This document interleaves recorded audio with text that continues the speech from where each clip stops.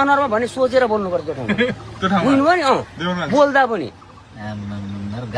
त्यस्तो पनि ठाउँ रहेछ नेपालमा सुनसरी जिल्लामा के नेपालको कुरो गर्नु हाम्रै जिल्लामा चाहिँ त्यस्तो ठाउँ रहेछ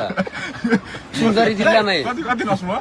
4 दिन बसेको माछा 4 वर्ष बसेर लाग्नु निस्किन पाइँदैन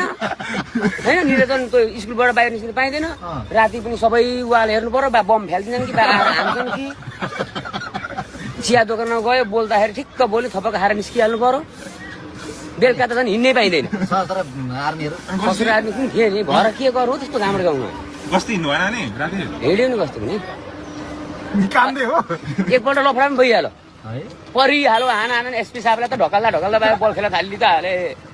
अनि तुरन्त फोन गरेर ससुर आएर छिल्ली पार्दैन मान्छेले गुड आयो कि त्यतिकै नि खोजेर झगडा गर्ने क्या त दङ्गा मचाउनु खोजेको नि त्यसमा रोले त्यस्तो क्या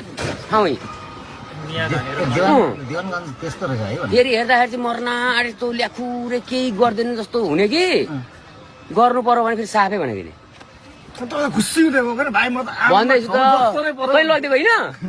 ल मासले उहाँ त आफ्नै ठाउँ जक्सन पर्यो के हुन्छ होला भनेको त उहाँ पुग्यो त ब्रिफिङ सुनेर गाउँ हेर्दा त ला अफगानिस्तान र इरानमा आए जस्तो भइहाल्यो नि अब त पुरा अल्लाहका मन्दिर मात्रै छन् घर पनि त्यस्तै छ पाकिस्तानको जस्तो ठाउँ जस्तो होइन कहाँ फसेको लाग्यो नि यार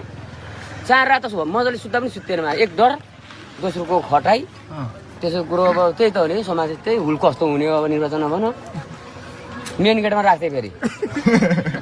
म जस्तो मान्छेले मेन गेटमा राखिदिएको भने सकेन अब चेक गर्छु चिलिम भेट्छु बुढाहरूको